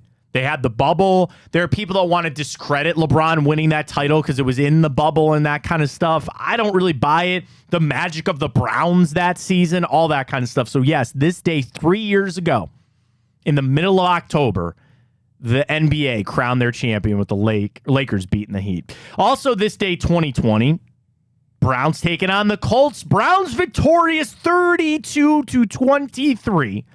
Baker Mayfield, 247, 2 touchdowns, 2 interceptions. Browns defense got 2 picks from Phillip Rivers and held Jonathan Taylor to just 57 yards rushing. Nick Chubb did not play in this game. Kareem Hunt had 72 yards on the ground. Jarvis Landry, Odell Beckham, 88 and 58 yards with Hollywood Higgins. Rashard Higgins getting a touchdown in that game for the Browns, getting the win 32-23 this day 2020. I also remember that because this was the day that not only Dak Prescott broke his ankle, but the Falcons fired Dan Quinn all on one Sunday back in 2020. People were really nervous. Is Dak still going to get his deal? And unfair question, Ryan, that I will pose to you. Does Dallas regret Dak Prescott's extension? Because the question is, who could they have gotten better, right? You don't know. I would say no. I would say no, unless... Because they have had success. Like, I get it. He's gone to the playoffs and he has happened to disappear. He's just ran up against the 49ers. I know, but they don't have very much talent around him. I'll say that to my answer. CeeDee Lamb's fine. They put all their eggs in Michael Gallup and Tony Pollard, and it's not going well down there in Dallas. A bit of a sad one this day, 2019, is Swagger officially retired as the Browns mascot. Of course, RIP to Swagger. Yes, they did a live stream for the funeral of a dog. His son looks good, though. SJ's. I guess there's already a lineage. There's already another one lined up. Like, SJ's even approaching It's like retirement. a monarchy. Well, yeah, and he's got it's a quick little run. You got to go. We're talking about running backs having a 3 or 4 year run. Really being the dog mascot for the Browns. Got to get in, get your good 3-4 years, and head off to retirement. So that's where we're at. This day, 2017. Oh, what a time that Hugh Jackson announced Kevin Hogan would be the starting quarterback after Deshaun Kaiser just sucked in 2017. Yeah, let's take a moment and just fully embrace what you just said and realize that things could be a hell of a lot I know. It's all relative, right? It is. And that's kind of my thing about where we sit with the Browns when it comes to, Watson. This comes from a group of people, myself, Ryan, and all the fans out there. We've been through a lot, man. So that's why I don't apologize for being the way that I am, because we've all had to deal with so much crap. So now when I have expectations for this team and I want the Browns to win, I'm not putting up with bull crap anymore. I'm sick of it. And I know that this team is good. I know that they should compete. And this isn't me yelling at the Browns or yelling at Deshaun Watson. He got injured. It's not his fault. It's not his fault. It's not Nick Chubb's fault that he got hurt. It's Minka Fitzpatrick's. It's not Jack Conklin's fault that he got hurt. I'm joking. It was whatever. I don't care on the hit anymore. That's the game. But when stuff like this pops up to potentially derail the season, and I just question, are the Browns fumbling this? Where's that football? Are they fumbling this Deshaun Watson situation? Because if they are, I'm going to freak out and be pissed off about it. That's what's going to happen. And there's a part of me right now sitting here saying, I think they're fumbling this. What did they say ad nauseum? Ball security, ball security, ball security. Right here I am throwing the football around. I don't know where it went. But yes, we don't have Kevin Hogan and Deshaun Kaiser starting for us anymore, so I guess that's good. Back in 2015, this day, Browns beat the Ravens 33-30 in overtime. Josh McCown threw for 457 yards and 2 touchdowns. Joe Flacco with 1 touchdown. Here is your trivia question of the day, Ryan. Who kicked the winning field goal for the Cleveland Browns in overtime this day, 2015, to beat the Ravens? It was a 32-yarder. I don't doubt you, young man. You ain't getting it. Was this before Cody Parkey? It was not Cody Parkey. It was before Cody Parkey. Way before. I'm just trying to way before before McLaughlin, before Cody Parkey. Wasn't Greg Joseph. And this was 2015. 2015. Who suited up for the Browns to kick a game-winning field goal in overtime in 2015?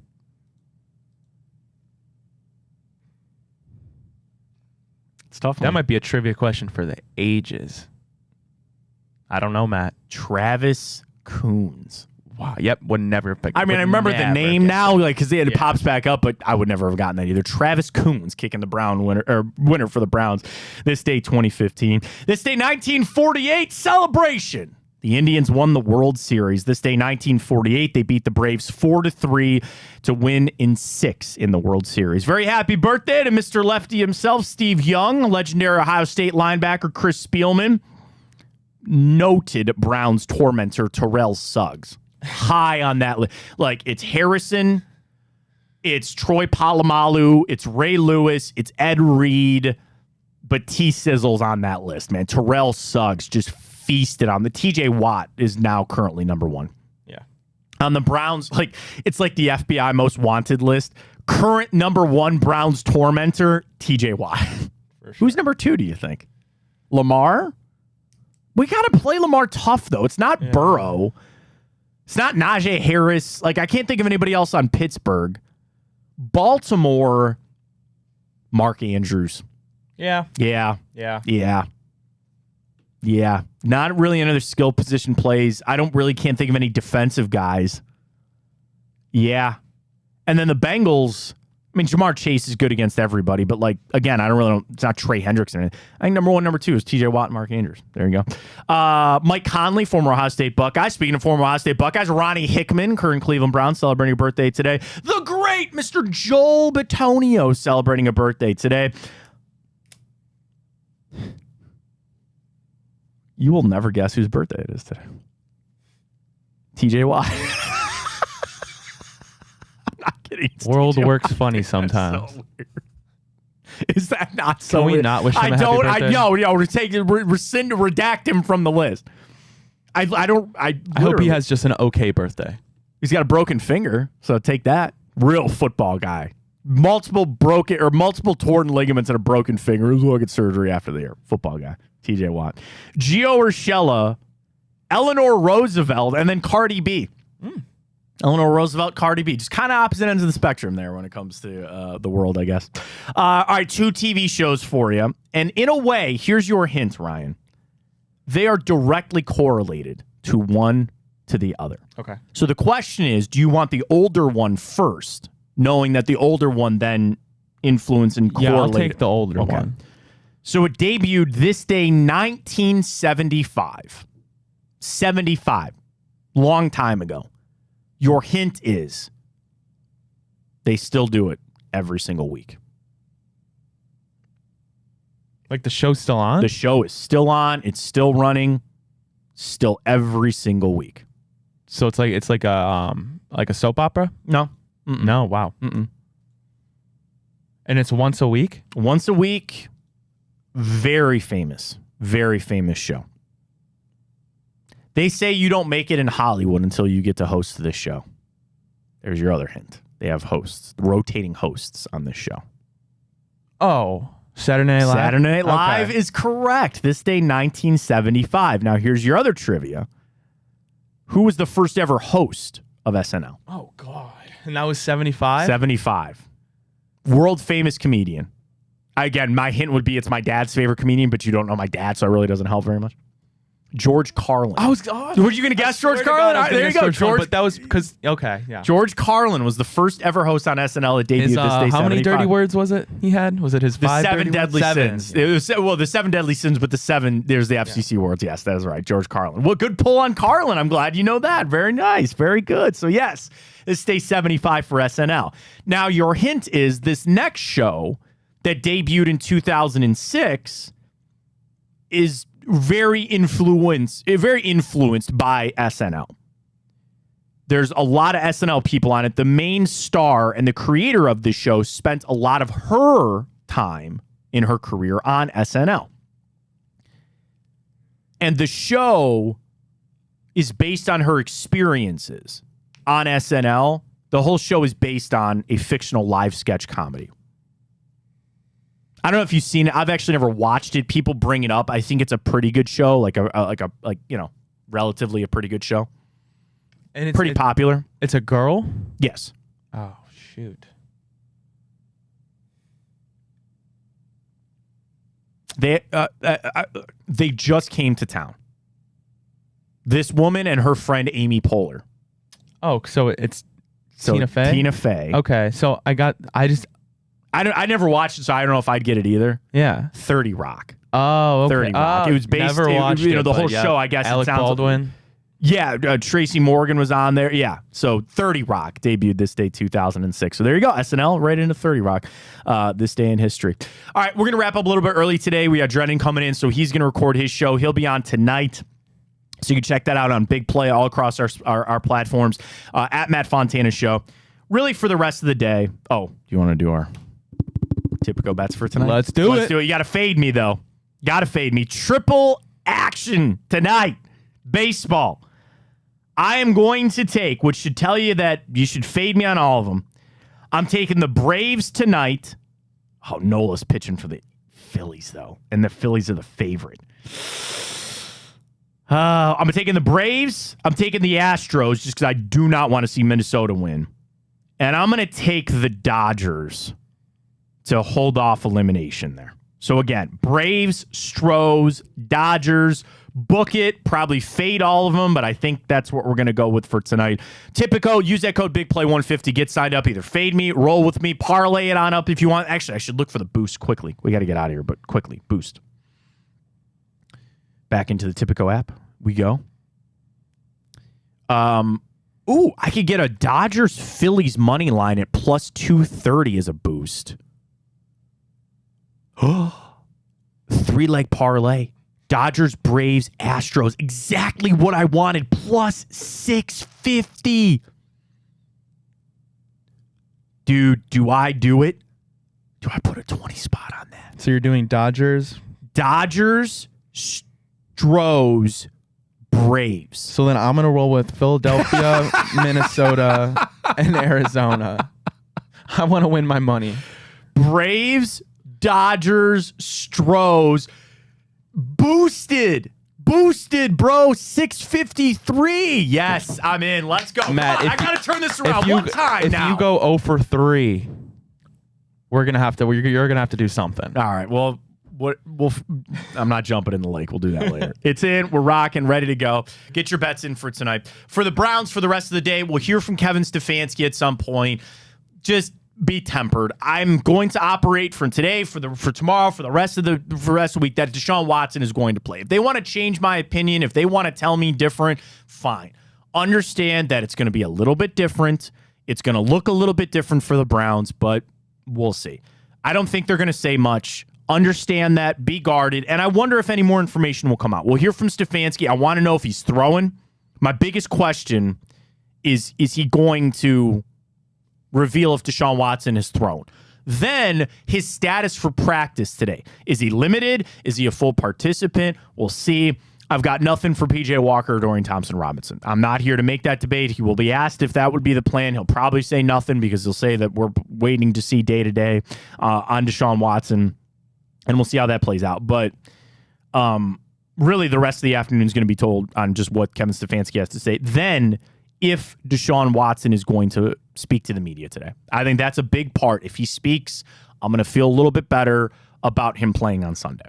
So with all that in mind, I think it's still a pretty big afternoon for the Browns. So we'll wait to see. Chico coming up at noon, so don't go anywhere. Get it on the iHeart app. You can follow Chico on all of his platforms, on Twitter, on Facebook, on social media, and check him out for the live stream there. We're up at Matt Fontana Show on Instagram. We're on Twitter. We're on Facebook and YouTube as well. Drop us a subscribe or follow there if you can. And again, Chico coming up at noon. And then tonight, bonus time with Bruce Drennan on the Big Play social media platforms there. Really appreciate everybody joining us this morning. Enjoy the hell out of the rest of your Wednesday, and we'll talk to you tomorrow. Same bat time, same bat channel. For Ryan Tyler, I am Matt Fontana, and as always, take it easy.